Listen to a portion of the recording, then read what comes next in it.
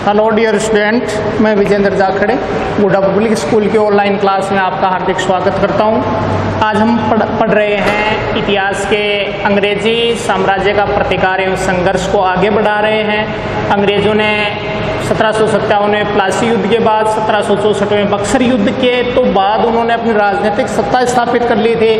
अंग्रेजी स्थापना के प्रारंभ में इनका विरोध होता है, बंगाल के नवाब विरोध करते हैं, उसके बाद मराठाओं द्वारा विरोध होता है, उसके बाद मैसूर के शासक विरोध करते हैं, उसके बाद सिख विरोध करते हैं। इन सभी विरोधियों को परास्त करते हुए अंग्रेजी साम्राज्य की भारत में स्थापना हो जाती है। इस दरमियान भारत में बहुत सारी जनजातियां थी, उनके अधिकार छिन रहे थे, उनकी स्वतंत्रताएं छिन रही थी, उनके ऊपर कठोर कार्रवाई की जा रही थी। खतरनाक भूमिकर थे, अंग्रेज अधिकारियों की कूटनीति थी और पुलिस की दबंगाई के कारण इन जनजातियों ने भी अपने अपने हिसाब से अपने अपने क्षेत्रों में विद्रोह को किया। इन विद्रोह को हम देखते हैं, इस पाठ में से क्वेश्चन आता है 6 नंबर का, तो कोई 3 विद्रोह पूछे जा सकते हैं जनजातियों के, 2-2 अंक के प्रश्न पूछे जा सकते हैं। इनमें जनजातीय विद्रोह में शुरू करते हैं अपने कि बंगाल तथा पूर्वी भारत में जो जनजातीय आंदोलन हुए, प्रथम आंदोलन हुआ वो हुआ सन्यासियों ने आंदोलन किया। ये सन्यासी कौन थे? ये सन्यासी कृषिगत कार्य भी करते थे, जनसेवा भी करते थे और धार्मिक यात्राएं भी करते थे। अनेक धार्मिक स्थलों पर ये भ्रमण भी करते थे। इनके जो जमींदारों से जमीन पूछते थे, उनका लगान देते थे, उनमें पैदा करते थे।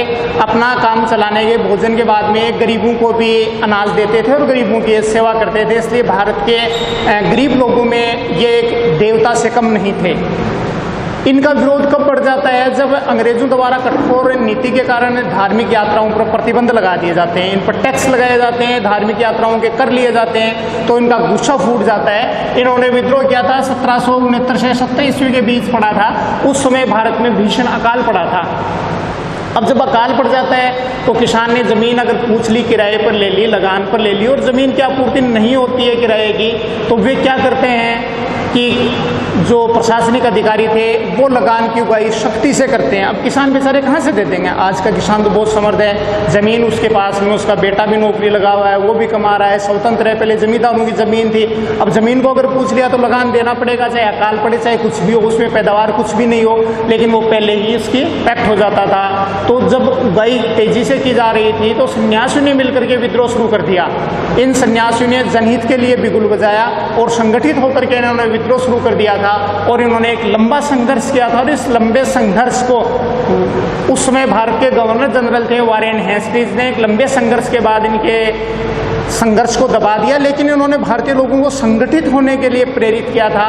भावी जो राजनीतिक आंदोलन थे वो इन्हीं प्रकार के आंदोलनों पर टिके हुए थे कि अगर हम संगठित होते हैं तो हमारे ऊपर शासन की जाने वाली शक्ति अगर दमनात्मक है, अगर जन विरोधी है, तो उसका हम संगठित होकर के विरोध करेंगे तो निस्संदेह ही वो शक्ति हमारे सामने कमजोर पड़ेगी।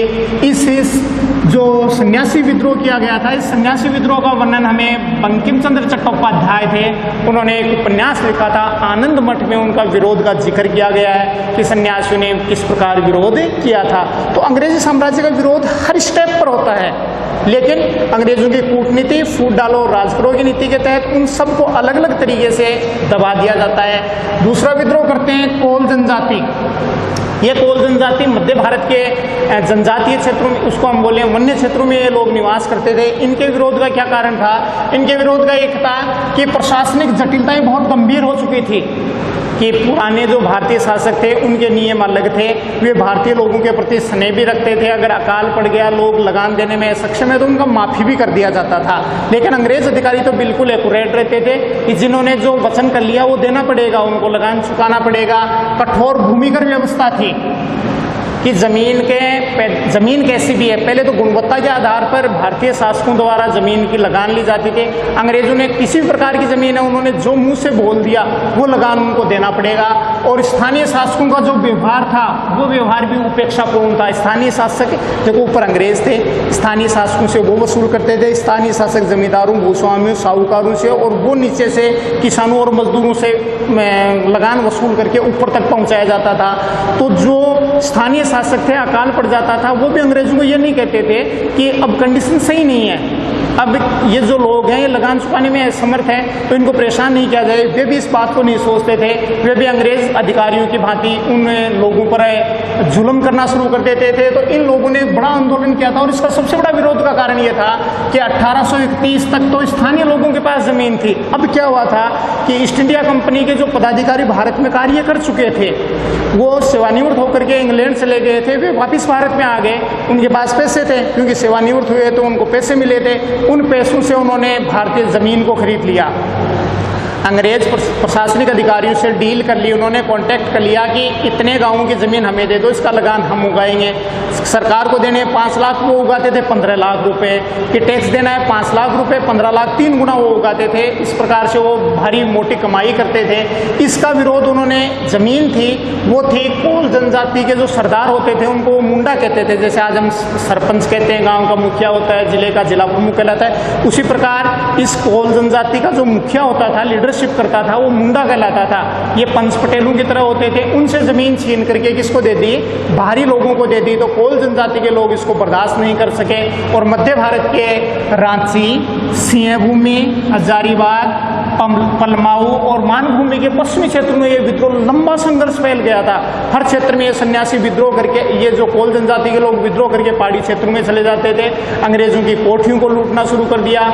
उनके जो कोष थे जहाँ पर धन इकट्ठा रखते थे उनको लूटना, कच्चा माल रखते थे उनको लूटना, उनके गोदामों को लूटना शुरू कर दिया था।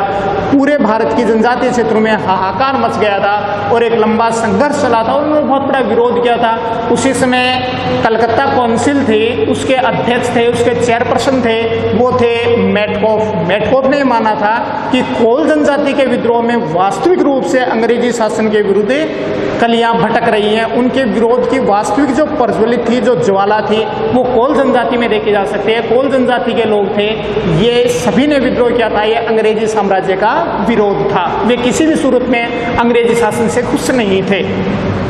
तीसरा था, वो थे संथाल जनजाति। आज भी निवास करते हैं संथाल जनजाति।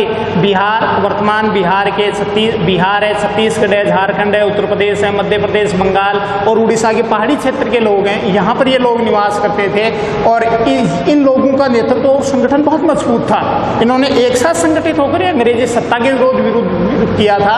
इन लोगों ने विरोध की।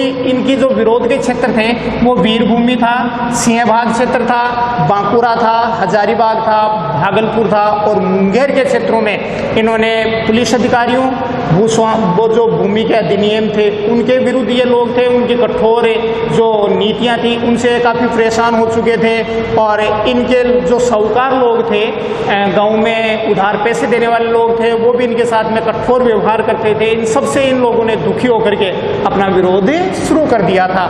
इस विरोध को दबाने के, इस विरोध का नेतृत्व कर रहे थे वो संथाल जनजाति के 2 बड़े लीडर थे, संधू और कानू। ये दोनों भाई थे।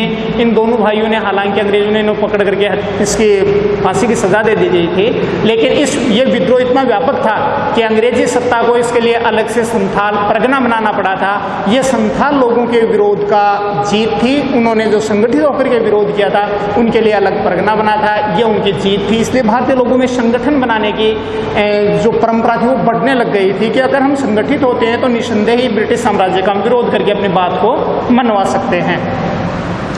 चौथा आंदोलन था वो भील लोगों ने किया था। भील लोग थे, राजस्थान में निवास करते थे। महाराष्ट्र, राजस्थान और गुजरात के वन्य क्षेत्रों में लोग निवास करते थे। इन्होंने जब विद्रोह किया था तो अंग्रेजों का ये मानना था कि ये विद्रोह पेशवा बाजीराव सेकंड है वो करवा रहे हैं। वो अपनी महत्वाकांक्षाओं को पूरा करने के लिए, अपने साम्राज्य को पूरा करने के लिए वे लोग ये विद्रोह करवा रहे हैं। और 1831 में ये विद्रोह पुनः हुआ। हालांकि 1812 से स्टार्ट हो गया था, लेकिन 1831 से 1846 के बीच में ये विद्रोह फिर फैल जाता है और अंग्रेजों को एक भीलों के लिए एक नई नीति बना करके देनी पड़ती है। और 5वां था वो था रमोसी। रमोसी जनजाति के लोग थे। ये लोग कहाँ निवास करते थे? ये पश्चिमी तटवर्तीय क्षेत्रों में निवास करते थे। रमोसी जनजाति के लोग थे, वो वहाँ पर रहा करते थे। इनके सरदार थे। 1822 ईस्वी में यह आंदोलन शुरू होता है। सरदार चितर सिंह थे, उन्होंने ये विद्रोह शुरू किया था और ये विद्रोह सतारा के आसपास के क्षेत्रों में काफ़ी फैल गया था। इसमें काफ़ी लूटपाट भी हुई थी और रमोसी विद्रोह को दबाने के लिए भी अंग्रेजों को एक बहुत बड़ा सैन्य अभियान शुरू करना पड़ा था। इस प्रकार अंग्रेजी साम्राज्य का पूरे भारत में विरोध होता है। प्लासी युद्ध से स्टार्ट होता है, बंगाल के नवाब करते हैं, मराठा करते हैं, मैसूर करता है, सिख करते हैं और ये भारत की विभिन्न जनजातियां हैं, ये भी अंग्रेजी साम्राज्य का विस्तार से विरोध करते हैं। ये विरोध की ज्वालाजुई आगे बढ़ती है तो 1857 की क्रांति आ जाती है। अगले एपिसोड में हम पढ़ेंगे 1857 की क्रांति पढ़ेंगे कि क्रांति क्यों हुई थी, क्रांति के कारण क्या थे, परिणाम क्या थे और उस क्रांति की असफलता के क्या कारण थे। इसलिए आप ऑनलाइन क्लास से जुड़े रहें, स्वस्थ रहें, सुरक्षित रहें, अपने घर बने रहें। धन्यवाद।